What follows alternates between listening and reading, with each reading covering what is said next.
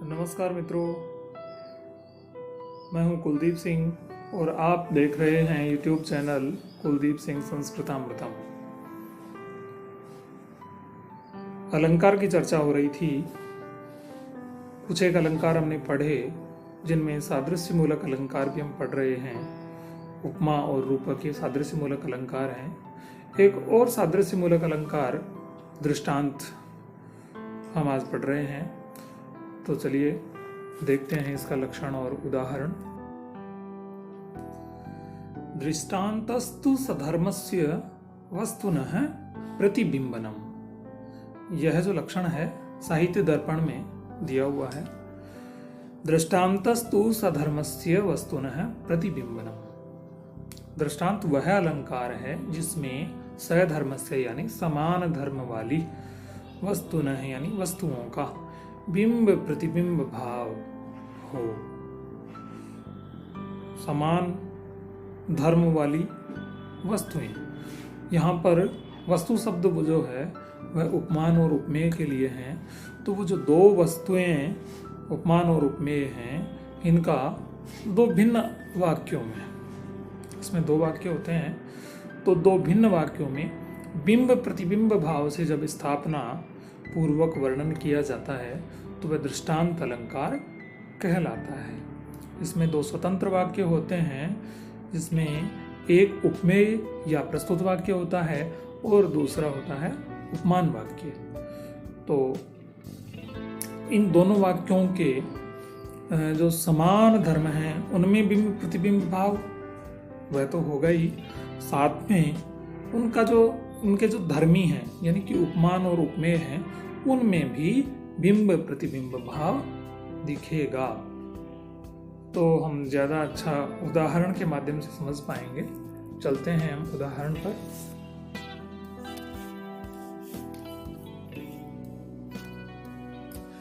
नैतद्लघ्वपि भूयस्य वचो वाचाति संयते इंधनोध दगप्यग्नि द्विषानात्येति पूषणम्।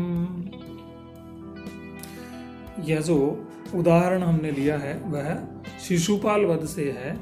काव्य दीपिका में इसी उदाहरण को लिया गया है। माघ रचित जो शिशुपाल वध है इसमें भगवान कृष्ण की वाणी के बारे में बताया गया है। नैतद् लघ्वपि भूयस्य वचो वाचातिशय्यते। भगवान श्री कृष्ण की इस थोड़ी सी वाणी की व्याख्या बड़ी भाषा में की जावे, किंतु फिर भी वह उसका तात्पर्य उतना साफ नहीं कर सकती जितना वह छोटी सी भाषा में किया जा सकता है। भगवान श्री कृष्ण किसी बात को कहें, छोटी सी भाषा में उन्होंने छोटी सी वाणी में कोई बात कही, उस वाणी का यदि व्याख्या की जाए और वह विस्तार पूर्वक व्याख्या हो, फिर भी वह जो व्याख्या होगी वह उतनी उसके तात्पर्य को स्पष्ट नहीं कर पाएगी जितनी कि वह छोटी भाषा में या छोटी सी वाणी छोटे से वाक्य में उन्होंने कही है। ठीक वैसे ही जैसे ईंधनोघ यानी कि ईंधन का जो समूह है उसे जलाने वाली जो अग्नि है वह अग्नि त्विषा नात्येति पूषणम। वह त्विषा यानी कांति में, चमक में, पूषणम यानी कि सूर्य को, न अत्येति उसको लांघ नहीं सकती। अग्नि जो बहुत सारे ईंधन समूह को नष्ट कर सकती है, जला सकती है, वह सूर्य की चमक में वह सूर्य को नहीं लांघ सकती। ऐसा दृष्टांत दिया गया है। इसमें दो वाक्य हैं और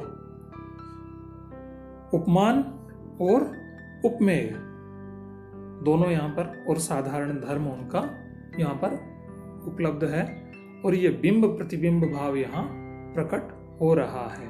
तो हम इसे स्मरण कर लेंगे।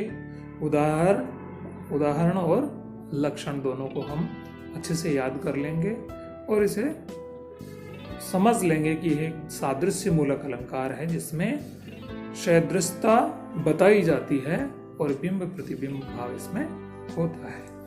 अगला अलंकार हम देखते हैं। तो तुल्य योगिता का जो लक्षण है वो देखते हैं अपन। पदार्थानां प्रस्तुतानां अन्येषां वा यदा भवेत् एक धर्माभिसंबंधः स्यात् तदा तुल्य योगिता। जहां पर प्रस्तुत अर्थात उपमेय, प्रस्तुतानां अन्येषां वा या फिर अप्रस्तुत अर्थात उपमान विषयों का वा एक धर्माभि संबंध है, एक ही साधारण धर्म से संबंध हो, जहां पर केवल प्रस्तुत अर्थात उपमेय विषय और केवल अप्रस्तुत यानी कि उपमान विषय, इनका एक ही साधारण धर्म से यदि संबंध होता है और उसका उपादान ग्रहण भी एक ही बार किया जाता है, वहां पर तुल्य योगिता अलंकार होता है।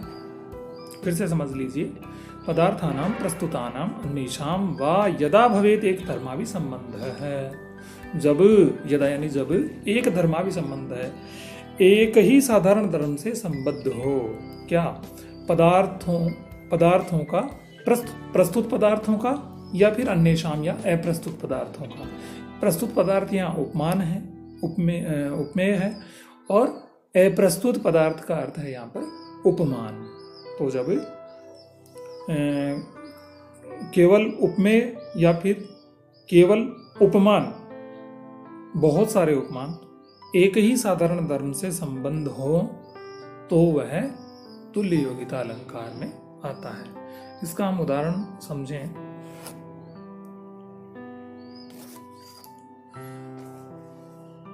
उदाहरण दिया है ये कुमार संभवम से। यम सर्वशैलाः परिकल्प्य वत्सं मेरौ स्थिते दोग्धरिदोह दक्षे भास्वन्ति रत्नानि महोषधीश्च पृथुपदिष्टां दुदुहुर्धरित्रीम्। अर्थ है, यम जिस हिमालय को, हिमालय का परिचय दे रहे हैं। सर्वशैलाः, शैल नाम है पर्वत का। सर्वशैलाः परिकल्प्य वत्सम, जिस हिमालय को सभी पर्वतों ने सर्वशैलाः परिकल्प्य वत्सम बछड़ा बनाकर, वत्स यानी बछड़ा, परिकल्प्य यानी बना करके। मेरौ स्थिते दोग्धरि दोह दक्षे, और मेरु जो कि दोहन क्रिया का विशेषज्ञ है, उसे दुहने वाला बनाकर। मेरौ स्थिते दोग्धरि दोह दक्षे, दोह में, दोहन क्रिया में जो दक्ष है, विशेषज्ञ है, ऐसे को दोग्धरि बना दिया, यानी कि दुहने वाला बनाया मेरु को, मेरु पर्वत को।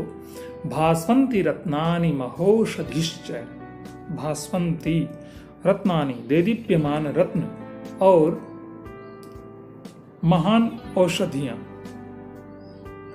ये राजा पृथु के द्वारा बनाई गई पृथ्वी को, पृथु उपदिष्टाम दुदुहुर धरित्रीम, राजा पृथु के द्वारा बनाई गई पृथ्वी को गाय बनाकर दैदीप्यमान रत्न और औषधि रूप दूध को दूहा था। तो इस वाक्य में प्रस्तुत वाक्य है, सब पर्वतों ने हिमालय को बछड़ा बनाया। यह पहला प्रस्तुत वाक्य है। दूसरा प्रस्तुत वाक्य है, सब पर्वतों ने सुमेरु पर्वत को दुहने वाला बनाया। विशेषज्ञ जो है दुहने में, ऐसे को मेरु पर्वत को दुहने वाला बनाया। और राजा पृथु के द्वारा निर्दिष्ट पृथ्वी को गाय बनाया। यह तीसरा प्रस्तुत वाक्य है। और इन तीनों प्रस्तुत वाक्यों का एक ही साधारण धर्म है, और वह है दुहना, दोहन क्रिया।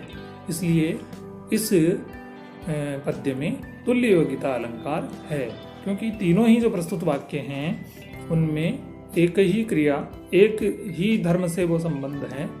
एक धर्माभि संबंध पदार्थानां प्रस्तुतानां अन्येषां वा यदा भवेत् एक धर्माभिसंबन्धः स्यात् तदा तुल्य योगिता। तो यहाँ पर अनेक जो प्रस्तुत हैं वाक्य हैं उनका एक ही धर्म है, एक ही धर्म से वो संबद्ध हैं दोहन क्रिया से, इसलिए यहाँ पर तुल्य योगिता अलंकार है। अगली कक्षा में हम फिर से अलंकारों को लेकर प्रस्तुत होंगे। धन्यवाद।